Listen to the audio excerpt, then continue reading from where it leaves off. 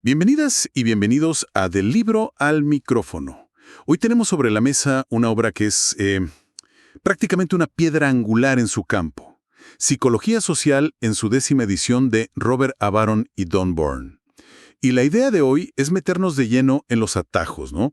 En esas trampas que nos juega la mente, nuestro cerebro social. Vamos a intentar entender por qué a veces, juzgamos tan rápido a los demás. Cómo se forman esas primeras impresiones y cómo el cerebro, en ese afán de ser eficiente, a veces nos lleva a cometer errores que son sorprendentes. Exacto. Y lo fascinante aquí es que no vamos a hablar de fallos del sistema, sino de sus características. Nuestro cerebro está diseñado para la eficiencia, para tomar atajos.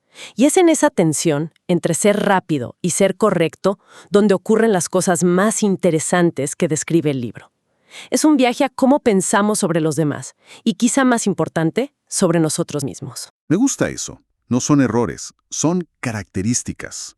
Para empezar, hablemos de una idea que es clave en el libro, los esquemas. Son como estas carpetas mentales que usamos para organizar el mundo. Si yo digo biblioteca... Ya sabes qué esperar. Claro, estantes, libros, silencio... Es un atajo mental inmediato. Precisamente. Y estos esquemas no solo organizan información, influyen activamente en nuestra realidad. El libro, de hecho, detalla un estudio que es un clásico absoluto y muy revelador, el de Rosenthal y Jacobson en una escuela primaria. Aquí es donde la cosa se pone realmente interesante, ¿verdad? Totalmente. A los maestros se les dijo, y esto era falso, que ciertos alumnos eran promesas académicas. Que tenían un potencial altísimo. Exacto. Aunque estos niños, y esto es lo importante, fueron elegidos al azar. No había nada especial en ellos. Y al final del año, ¿qué pasó? Sus resultados en pruebas de coeficiente intelectual habían mejorado muchísimo más que los de sus compañeros. Es que es increíble. Este fenómeno se conoce como la profecía autocumplida. Los esquemas de los maestros, o sea, sus expectativas, cambiaron su comportamiento hacia esos estudiantes. Y eso a su vez cambió el rendimiento de los niños. Demuestra el poder que tienen nuestras creencias para, literalmente, moldear la realidad. Es que da un poco de vértigo.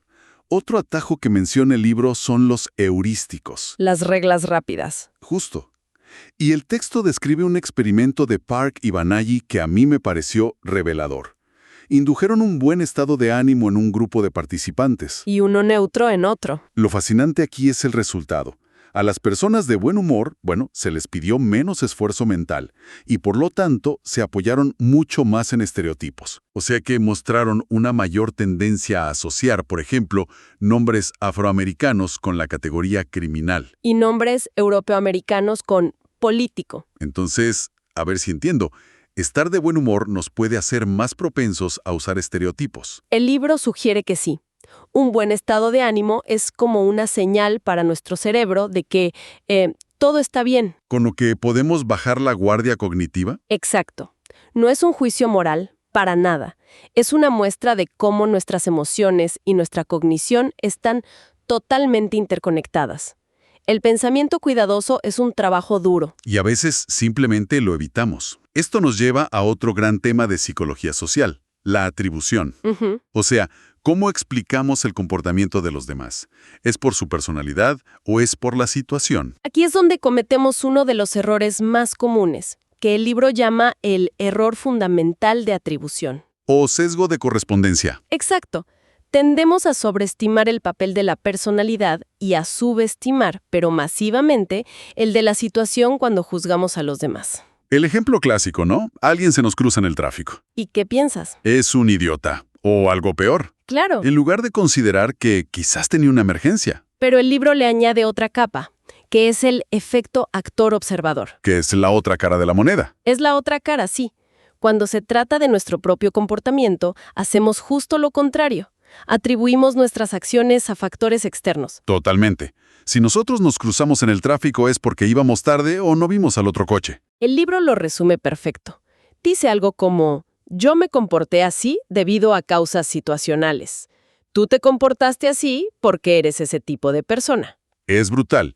Y este sesgo no es universal, ¿cierto? Para nada. El texto señala que es mucho más pronunciado en culturas occidentales, más individualistas. que en culturas asiáticas, que tienden a ser más colectivistas y a considerar mucho más el contexto. Exacto. Bueno, entonces si combinamos los esquemas con estos errores de atribución, Uf, parece que tenemos el caldo de cultivo perfecto para el prejuicio. es la tormenta perfecta. El libro argumenta que, en esencia, los estereotipos son esquemas aplicados a grupos sociales. Nos permiten procesar información muy rápido, pero a un costo altísimo. La distorsión y la generalización excesiva. Claro. Para ilustrar cómo se puede crear el prejuicio casi de la nada, el libro menciona el famoso estudio de campo de Muzafer Sherif. El experimento de la cueva de los ladrones. Ese mismo. Un estudio que hoy sería imposible de replicar, por cierto. Imposible. En este estudio, dividieron a un grupo de niños de 11 años. Y todos de orígenes muy similares. Esto es importante. Sí, para que no hubiera diferencias previas. Los dividieron en dos equipos, las serpientes y las águilas. Al principio todo era normal. Pero cuando los investigadores introdujeron una competencia directa, Con recursos y premios de por medio. ¡pum! La situación se deterioró, pero rapidísimo. Empezaron los insultos, la hostilidad. Y una percepción súper negativa del otro grupo. Lo que era una división arbitraria se convirtió en un prejuicio real y muy, muy profundo. Esto plantea una pregunta importante. ¿El prejuicio nace de un odio inherente o nace de la competencia por recursos y el sentimiento de pertenencia a un grupo? El estudio sugiere que las condiciones situacionales son increíblemente poderosas para generar conflicto y prejuicio, incluso en personas sin ninguna predisposición a ello. Entonces, ¿qué significa todo esto? Que nuestra mente social está llena de atajos que, si bien son útiles Innecesarios. y necesarios, nos pueden llevar por caminos muy equivocados. Desde un simple malentendido hasta un prejuicio bien arraigado. Y para dejar una última idea resonando, el libro habla de la supresión de pensamiento. Explica que cuando intentamos activamente no pensar en algo, El famoso no pienses en un oso blanco. ese mismo, a menudo terminamos pensando en ello todavía más. Y esto plantea una pregunta que a mí me parece provocadora. A ver, Si somos conscientes de estos sesgos y nos esforzamos por no ser prejuiciosos o no juzgar, ¿podría ese mismo esfuerzo mental hacer que los estereotipos que intentamos suprimir se vuelvan, irónicamente, más presentes en nuestra mente? wow. Es una reflexión muy potente para cerrar nuestro análisis de psicología social de Baron y Byrne, una obra que nos invita a mirar con más curiosidad y, un poco menos de certeza, cómo funciona nuestra mente en el complejo mundo social. Gracias por acompañarnos en Del Libro al Micrófono. Les invitamos a seguir la conversación y a compartir sus ideas en nuestras redes sociales. Hasta la próxima.